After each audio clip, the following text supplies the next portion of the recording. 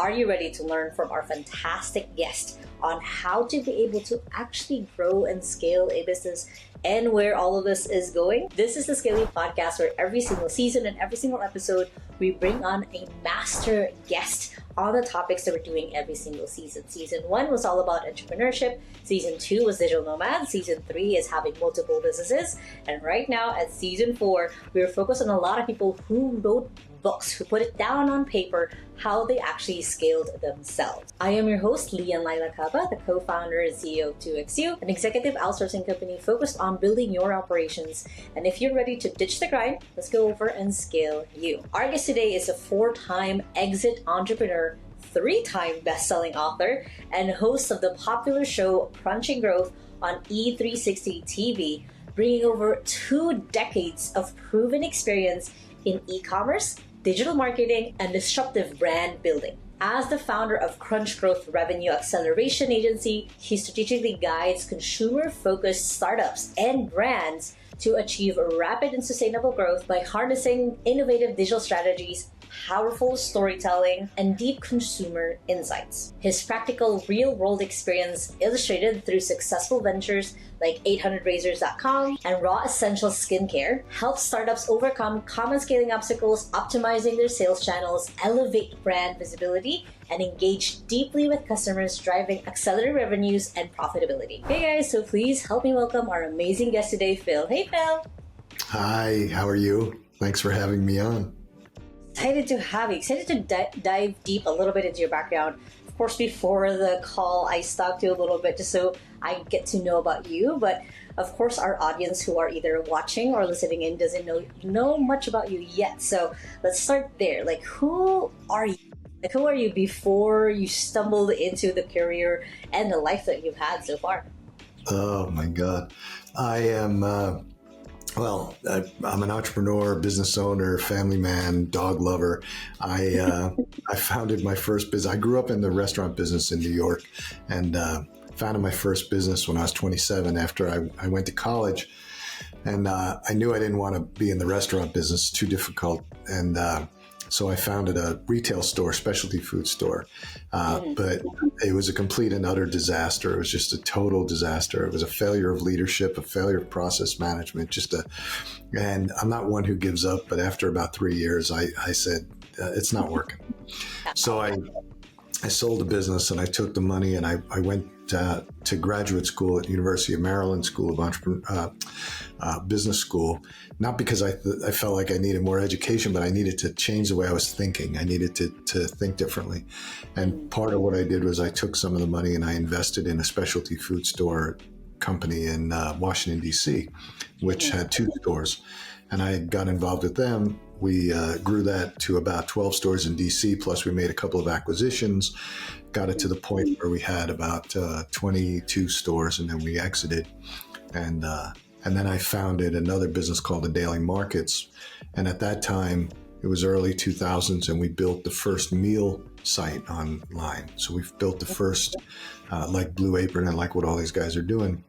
And we attracted the attention of a major supermarket chain who wound up acquiring us because they didn't know, at that time, you have to remember, people didn't know anything about e-commerce. They didn't know anything about websites. I mean, we didn't have what we have today. There was no Shopify. There was no WooCommerce. There was no, Magento, BigCommerce. None of that existed. So you were building, I think our first website cost $125,000 to build, one screen, desktop, and it was, you had to code everything.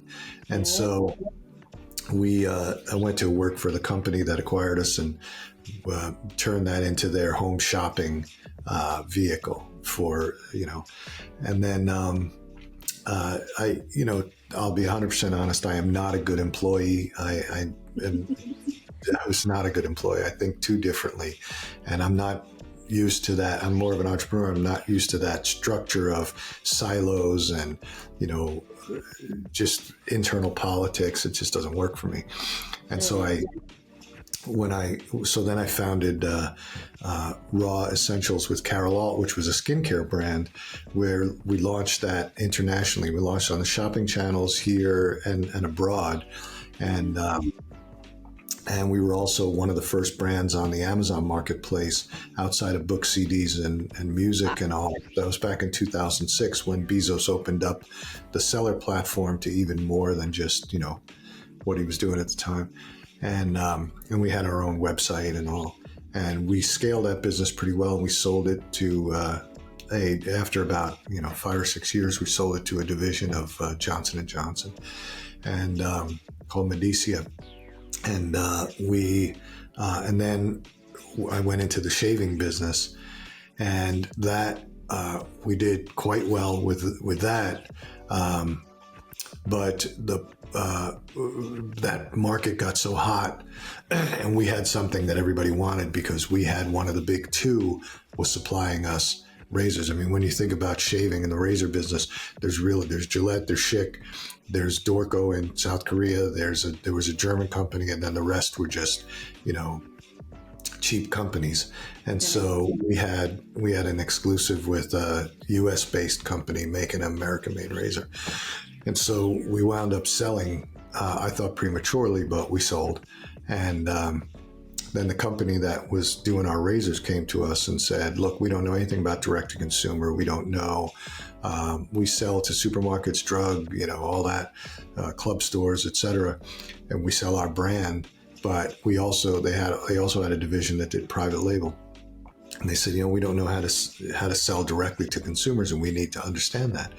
So that was sort of the foundation of CrunchGrowth, which I have today, which is an agency. I never set out to build an agency, but that is how that whole piece started. We started working with them, building websites that are consumer focused, getting them on Amazon as a seller, and building a brand direct to consumer, which we still work with them today. And then we obviously have other clients, and our sweet spot is consumer products. But, I tell that pattern that I just said, and everybody goes, oh, wow, it's great. But in February, I did a presentation to a bunch of entrepreneurs, and I said, along the way, I've built 10 businesses. And then I let everybody digest that for about 2 seconds. And then, because everybody goes, I said, only 4 have been successful, the other. So I tell those stories that I just told you, but along the way, there were some other attempts at businesses that I just shouldn't have gone into, that, I let my ego drive the decision. And, like getting into fashion, for example, I can barely dress myself, let alone, I have no business being in that business. So anyway, that's sort of where I am, who I am. I'm also a dad. I have 5 kids, and I have 2 beautiful dogs, and lovely wife, and I love my life. That's super cool. That's very extensive. You kind of have basically, if entrepreneurs can have a resume, they basically would want your type of a resume of the life lessons and business lessons. And then there's a few things that I want to dive into. So, but first thing is, because of course it's the topic of the season of this podcast, how did you turn all of that into writing a lot of best-selling books? Like, what was kind of the path or the aha moment for you of like, oh yeah, I should write a book about that? Like, what was that switch? Was it a switch over? Was it someone like motivating you to do that? Or was it like something that... Well, the first book I wrote was about Amazon selling, because you got to remember, again, I wrote that book in 2012 or 2013, but Amazon selling at the time was really 5 or 6 years old. The platform is not what it was today. Yeah. And I built that because I really built it. I really wrote that book for brands, so they could understand what to expect when selling on Amazon, because you don't own the customer, and there was a lot of misinformation out there about how to do it and things like that. So, but unfortunately, that book became obsolete within like 12 months, 15 months, and I just really never when you're dealing with Amazon. So I write a lot of articles about how to sell on Amazon and the good, bad, and all that, but it was really tough to write a book about it because it changes so rapidly. And even if I went and updated it, I'd have to update it every month because it changes so rapidly. But that was the first one. And again, that was more about explaining to people what the platform does, and what you can expect from it. The second book I wrote was Think, Engage, Thrive. It was about how to scale a brand, how to start and scale a brand, because I mentor a lot of young entrepreneurs, and again, in my world, I'm more of a product person. I don't care if that product is a SaaS product or, if it's a physical product. So I think about the world like that. I'm not a technologist, and so there were a lot of people out there that were doing things in, breaking ground in consumer products, but they didn't really understand what to expect. Everybody had this idea. Young entrepreneurs have this idea that they're going to go out and build a nice pitch deck, 10 slides, 15 slides, and they're going to walk into a room of investors and walk out with a check for 10 million. It just doesn't happen that way. So that was the impetus for that book. The third book was Empires and Entrepreneurs, which was a book about the reason. I read an article one morning about this Egyptian pharaoh who they consider to be the first entrepreneur, because he figured out how to use the river, the Nile, to trade and build a system of trade with other areas, right? Because when you think about time back then, we're talking about thousands of years ago, people lived in their little commune. They didn't move out. And he figured out how to move his goods to someplace else that they would need it, and in turn buy their goods, right? Which started this whole system of movement, of supply chain, essentially. And so I started looking into that, and I started looking into entrepreneurs throughout history and what they've changed.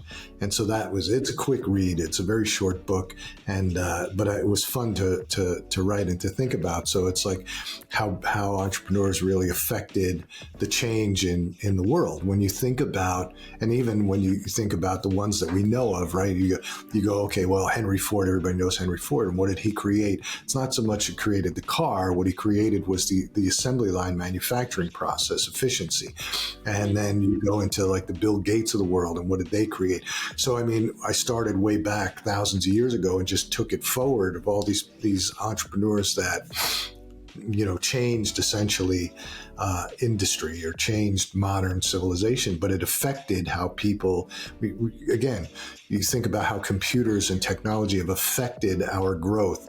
It's been happening for years, right? Technology's been going on for decades. Printing press changed how we communicate and how fast we can get information. At that time, it was, decades to weeks, right?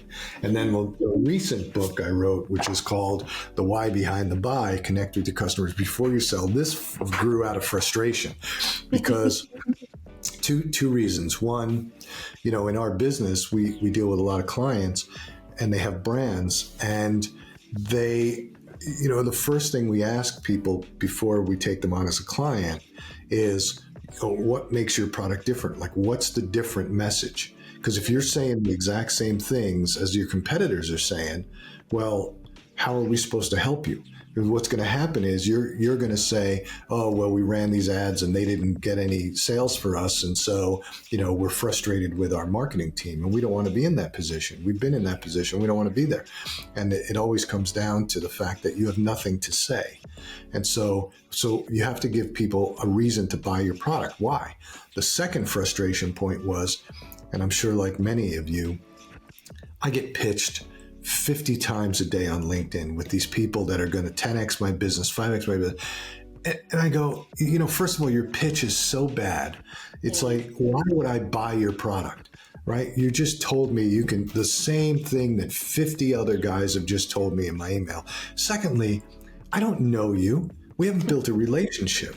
And so today, in today's world, we have this thing called social media, and we've had it for quite a while, but it's evolved in the last 2 years with the use of short form video, which really takes it. If you think about my background, we did television shopping all around the world, which is the use of video across television lines. It's the use of video to sell product. to customers. So we understand how to use video to sell. We did television commercials when we were in the shaving business to sell product to customers. So today, using video, it's just we understand how to use that medium better than I think a lot of people do. But anyway, you have that medium at your disposal. You can do it with your iPhone. What you're trying to do, the successful brands today are using this medium and doing it effectively to communicate with their customer about who they are and why they should buy their product. And that is what the differentiator is in terms of how to market today. And so that was the reason I wrote that book. I don't think people fully grasp it. We still have brands out there that they come to us all the time and they'll say, you know, we need some help growing. Our last marketing firm couldn't get it done. We need somebody else. And we'll always ask the same thing. But what makes you different? And if they can't answer the question, we'll walk away. Or we'll say, you know, there's two ways to go here. One is, we're not going to do it as CrunchGrowth because, you know, you don't have anything to say. But if you need help building that, you know, we'll help you and coach you on how to get to your defining your point of difference. Because if you don't have a point of difference, you're dead in the water. Right. Mm-hmm. And I don't want to be in that position. You're going to get frustrated.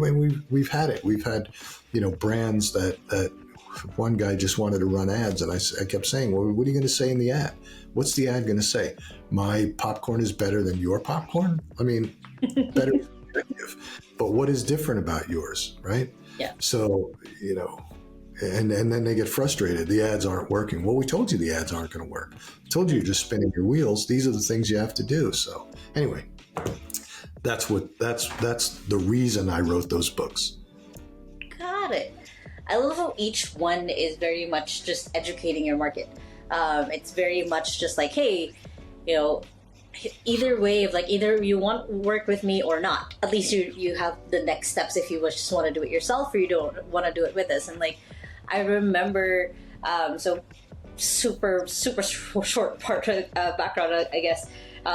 I remember when Amazon started coming out with the book site and also learning how to sell, because I was 18 years old and I published my own book on Amazon because I would figure out how to do that myself. And I remember how hard it was to figure out how to do the thing because no one else knew how to download a book on Kindle. No one else knew what Kindle was even. It was just an app on your phone. So I remember how hard that was. And I can now looking back and also comparing a little bit with how AI has been, you know, you write a book in January, by like June, it's like so much has changed and shifted. It doesn't make sense anymore. So I agree on that. And basically the stack up of your lessons in life and business as well has been pretty amazing. And I totally agree on essentially knowing why people buy and also creating that extra connection. Like I get the same thing of like, you know, I get 50 to 100 pitches a day of like people just pinging on inbox or even like on YouTube comments or like Instagram of like, oh, hire me, or hey, we can do this for you. I'm like, sure, but I have no idea who you are. But it's in that building that, you buy from people you like. What's the time? I'm trying to think of like, you want people to like. People want to do business with people they like and trust. Like and trust, yeah. So is that evolution. So you basically wrote books of different evolutions of your business, which is, I'm not sure if you've seen that, but I saw that as you're describing your different books. And it's definitely something where, and I say this all the time, books are basically your hack when it comes to getting anywhere in life, because then you'll read someone else's story and skip all their mistakes. I mean, out of the 10 businesses, only 4 made it. It's skipping a lot of that and kind of having to learn your own version of your lessons. And I also love what you said on, having a differentiator. One of my favorite books is the book called Traction, and every single quarter one of the questions there that you're supposed to ask your whole team is like, do you guys know your differentiator? And in the last, I think 3 years now that we've been using that as like a quarterly scorecard, it's such a good way to anchor of like, okay, especially for my own business, which is a executive assistant outsourcing, there's so many of us, but like you have to find like which part of the market is your niche. It's such an important thing. So I love knowing a lot of that part of your story. So since writing your books, do you have a favorite? because you've had multiples of them. But currently, do you have a favorite, or is it just the current one, just because it's the closest to this version of it? I think that I have another one that's in the works, and I think that one is going to be my favorite because, like you said, it sort of sums up everything that I've done in my life. So it's sort of it's going to be a longer book and a bigger book, but it's that one is my favorite, and it's been taking me. I've actually been working on it for years, but wow. And I'm almost done with it. And that one I'll have come out probably next year at some point. But yeah, but you know what they're good for is the book is good because again, you're trying to even in our business, right? We've been doing this for now 12 or 13 years or 14 years or whatever, plus, you know, my own experiences. But CrunchGrowth has been around for about 14 years, which is long for an agency. But, you know, what it does is it gives people insights into how I think. So if you're going to be because how I think has sort of permeated the whole culture of the company. I mean, the people that work with us, that work in the company, have been around for almost the entire time. We don't really lose people, but so they all sort of understand how I think about things. And not to say that I'm right all the time, because that got me in trouble in my first business, but it gives you insights into how I look at a market or how I look at a problem.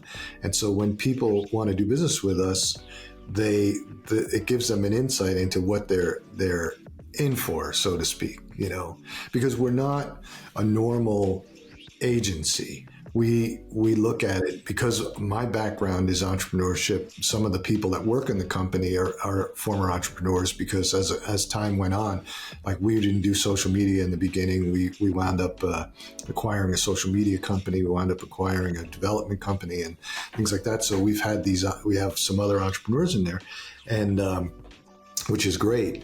And so when we talk to like a client, we give them guidance on what they should or shouldn't do, it's not because we're trying to guide them in a direction. We're saying, we did this, we've failed at this, we've done this 20 times and failed at it. Don't do it. You know, it's the way to do it. This is what we learned by getting hit over the head with the rock, you know, so that's what makes us really significantly different. And what I focus more on is overall strategy about brands and how to accelerate the brand. And then the tactical stuff is done. I'm not a good tactician.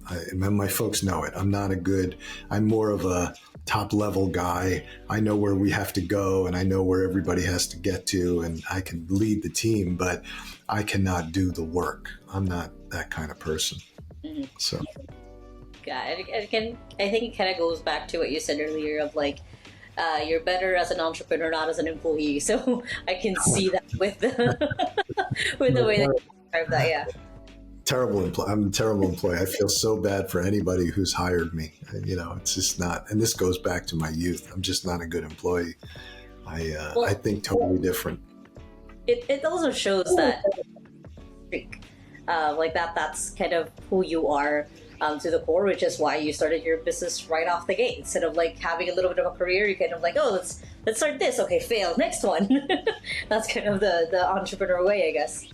Well, I'll give you a funny, quick story. When we got acquired by the supermarket chain, you know, it was a big supermarket chain, a couple of $1 billion, and this is back, you know, early 2000s, and I was in a Monday meeting. Every retail company has a Monday morning meeting, and they go over the sales from the prior week, and they go over all these metrics. And I'm looking in the meeting, I'm looking at this sheet of metrics, and I said, well, you know, they talk about transactions. And I said, well, are they customers, or is that just number of transactions? Like, no, it's just number of transactions. I said, well, how do you know how many customers went through the stores? Like, aren't you focused on the customer? Like, what's the customer all about? And then the other thing was, And I said, you have this card, you have this frequent shopper card, like everybody has. Mm. You can see, you should have the number of customers that went through, because you would want to know if you're gaining or losing customers in a store. They had, I think we, at the time, 200 stores, maybe a little bit more than 200 stores, and so I'd say, then you'd know if you have a problem, because then if you looked and said, well, store number, 125 is losing customers, and they all just looked at me like, but we have transactions and sales. I'm like, well, but customers, it's more important to grow customers than if you grow customers, you grow transactions and sales, right? And it literally spent 15 minutes in a debate about whether or not we should show that. And then the other thing I said was, one of the frustration points as a customer is time in line going through a cash register. And that sort of gives you an idea of your staffing at the cashier level. And you already have cameras above there because you're checking the cashiers to make sure they're not stealing. So why not just use the camera to say, how long do people stay in line? That will give you an indicator of whether or not, people are happy with the service. And it was just those kinds of battles where I say, I think differently, because they're just looking at throughput through the registers. They don't care if people have to wait online 10 minutes, 5 minutes, 4, So, those are the kinds of things that drive people insane. And that's why I say I'm not a good employee, because it leads to arguments. They go, oh, is this new guy's talking? Who the hell does he think he is? We've been doing this 100 years. Yeah. And it's true, like that as a prime really good example. Like for me, if I knew a supermarket, I always have to wait like 10-20 minutes to be in line. I'll skip that, I'll go to the next one. These are things that, again, you're poking at different things just because that's how you think. You're like, oh, what if this? Like, what happens if we press this button, basically? Will the world blow up, or will it be a little bit better? So and then an entrepreneur came along and said, we noticed that people get frustrated in line, not just for this company, but for supermarkets and retail in general. So we have this, self-checkout that we can sell you, because at the time, again, self-checkout didn't exist. And I was like, it takes an entrepreneur to make the change, because the traditional guys were like, well, we'll put one or two of these in and we'll see. And then all of a sudden the lines are on the self-checkout. And now you go into some stores, they've got like 50 self-checkouts, because people want to be able to get through, right? It was a frustration point, but they didn't even know it. These guys that had been doing the same thing for 30 years didn't know it, didn't care. It took an entrepreneur to come in and say, we've studied this problem. Here's your problem. Here's your solution, right? Exactly. Yeah, there's that book, E-Myth, where talks about like the entrepreneur, the manager, technician. Most people who have been there 30 years are mostly managers. They look at the past, they make sure nothing breaks, and then that's it. But like the entrepreneur looking forward, what could be better. Right. And this is why innovation doesn't happen in a large company. This is why it takes companies, like you look at what just happened with Poppy, the soda brand. I don't know if you're familiar with it, but I think I can't remember if she got acquired by Coke or by Pepsi, but 5 or 6 years, it's an innovation, right? To have natural flavorings and all that. They couldn't do that. I mean, here's a big company with all the resources. They couldn't do that. So what they do is they watch her, she gets to scale, and then they acquire her. So they have to acquire innovation because they can't do it themselves, because that culturally, it's built for doing the same thing over and over again in a predictable way to get a predictable result until you don't. And then you have to go, oh, something's wrong. So True. Well, speaking of like innovation, like natural evolution, especially with business, where do you sit with AI, especially in your industry or in some of the other industries that overlap what you're doing today? Like, how do you think a lot of the either on branding side, marketing side, or positioning, how is AI so far affecting, and where do you see it affect more in the next couple? Same thing again. Write a book and by June it's obsolete. How do you see that? Yeah, I mean, it's definitely moving quickly. I don't think we've ever seen anything move as quickly as what's happening with AI. Personally, I love it. We've been using it in the business for about 5 years. The biggest areas, we started with content generation, just like everybody does, right? Writing blogs and being able to do that type of thing. The second thing we started using it for was idea generation, because when you're dealing with so many different clients, trying to come up with a new idea for advertising or a new, sometimes you need a little spark. I think it gets you about 60% there with both content generation and that, because you still need to have human eyes on it. We don't like image generation right now because I think it looks just too fake. And again, you're trying, in our world, you're trying to connect with customers. You have to be more authentic. I'm not a big fan of the fake videos that are out there either. I understand the technology. We use it to be funny and do things like that. But as far as running ads and things, but the place where AI has changed the world for us, is if we take on a new client or even an existing client, you have all this data from their ad platforms, whether it's Google Ads, Meta, whatever, that goes back years, to be able to pull all that data out, or even at Amazon, be able to pull that data out and put it through an AI platform to give you some sort of a guideline on what happened and what should change, and get that in about 20 minutes versus we used to have to do that stuff manually. I mean, it's just phenomenal for that. So data, the ability to read large amounts of data quickly, I think is phenomenal. And the place where we use it definitely for video editing, for short form video editing, long form video editing, things like that. So I mean, it has touched everywhere in our business. Has it cost jobs? No. Has it removed the need to hire a new person? Not really. It gets you about 60% or 70% of the way there. I think the people that are trying to use it 100% are wrong at this point. It's just not there yet. I look at these tools all the time. I mean, every new tool that comes out, we test it and we see if it's good. Yeah. I see these guys that have these tools, like you plug this into your Shopify site and it's going to run ads for you. It runs garbage ads.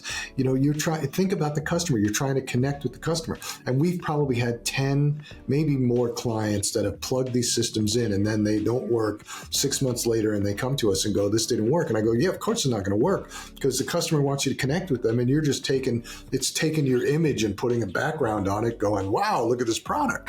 It's not about the product. The customer's not buying the product. The customer's buying the benefit of the product, and AI just can't tell you what the benefit of the product is yet, because it's just impossible. So, but it'll get there, no doubt about it. So, I mean, to us, I think AI is it's a phenomenal tool. One of the greatest tools that I've ever witnessed in my entire life. But you have to use it. You have to use it correctly. But what's amazing to me, I'll tell you what's amazing to me is that with all the hype around AI and the last 5 years, and let's face it, the biggest place that it is content generation over the last 5 years. And there are people out there that still don't understand how to use it correctly. I had a friend who was on LinkedIn, said, oh man, I just tried to use this AI to write an article and it was crap. And I responded back and I said, hey man, do me a favor, just send me the prompt that you used. And the prompt was so bad. I said, well, this is why you got a bad outcome, because you have to prompt it, right? And you have to give it information, a background on what you're trying to get to, right? So for example, for when we work with a brand, we'll make a portfolio of that brand. And we'll take, their website and all this other stuff, and then you put it into whatever platform you use, ChatGPT or whatever. And then now it has a frame of reference. Now when you're referencing it, it can give you back a better response. But we set up a couple of little GPTs. We have one that'll help you with your branding and one that'll help you with advertising content. It's on our website, CrunchGrowth website, and you could use it for free. Yeah. And we set it up just because it's fun. And so, if you're having trouble ideating like headlines for your ads or things like that, you can use that GPT. Or if you want some help figuring out your brand. So I like it. I honestly love it, but it definitely is having an impact. True. Right? I think AI is still at the point where, and it was a conversation a lot of people had where, they were saying like, oh no, AI can never replace skill, and it now slowly is. But the main thing that AI still can't replace really is experience. Like, it doesn't really know what good or bad is. Like, it's funny when you said that there's that, tool that can make ads. Doesn't mean that it would make good ads. It can make ads, right. But it mean that it was good. So it is that distinction for sure.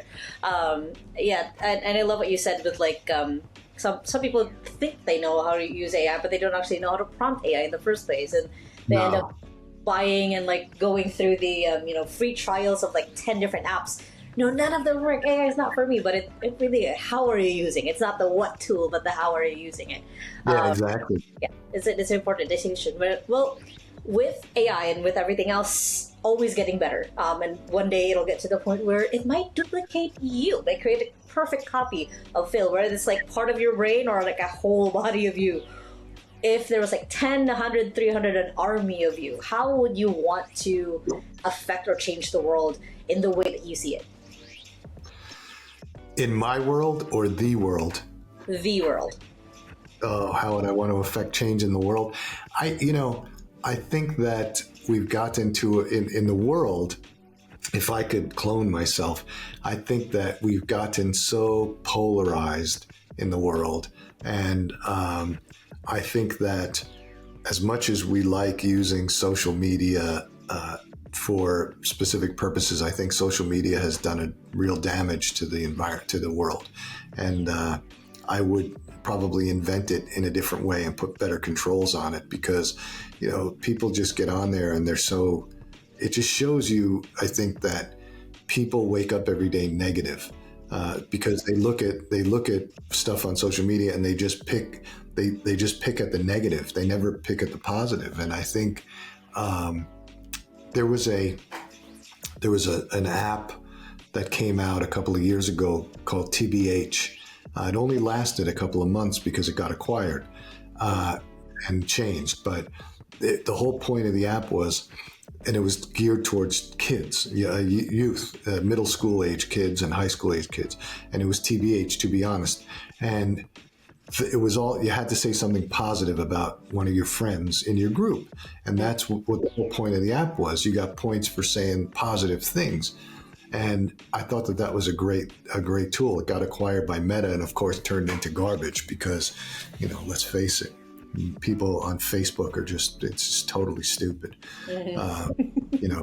I honestly can't stand advertising on it, but we have to for the brands. But I would totally do it differently and moderate it and keep, there's too much hate and too much garbage going on. And social media has made it easy to hate, and it's made it easy to be negative and hide behind things. Yeah. I've never had that answer before. And that's such a beautiful way of seeing it. And I've never heard of TBH before, but sounds like it could have been something that would take off if it wasn't acquired, or if it came out around the time, like if, around the time that TikTok came out, it would have gone totally viral. And something hopefully good would have come out with it, but hopefully it'll be one of the things that you'll work on. So how can people find you, get to know you? I'm going to go ahead and right after this go to your website and grab that GPT because it sounds cool. But how can people connect with you, where you're the most active? Yeah, how can people find you? Yeah, I mean, you can go to crunchgrowth.com. I also have a personal website, philmasiello.com, where I do coaching. And then you can find me on LinkedIn. You can find me on social media at Phil Masiello. I mean, I'm on TikTok. I'm on LinkedIn. I'm on Instagram, Facebook. Anywhere I can be. I'm pretty active on LinkedIn mostly because I do focus on, entrepreneurship and writing about entrepreneurship and branding and growing brands. But I'm very accessible. I mean, if you Googled me, you'd see, you can find my email address, you can find phone numbers, you can find everything. I'm not inaccessible, so. Power of the internet. Well, thank you so much for being on the podcast, Phil. You have given me a little bit of light on entrepreneurship as well. As a lot of people hopefully will find as well watching this video or listening. Thank you so much for sharing your energy and light today. Yeah, my pleasure. Thanks for having me. Make sure to follow and check out Phil's information. It's going to be in the link in the description below. And of course, check out his website to play with 3 of his custom GPTs. And if you still haven't yet, make sure to hit the subscribe button so you don't miss any of the episodes here on the Scale You podcast. I hope you guys have a fantastic day, and remember that small steps matter. So I'll see you in the next episode. Bye!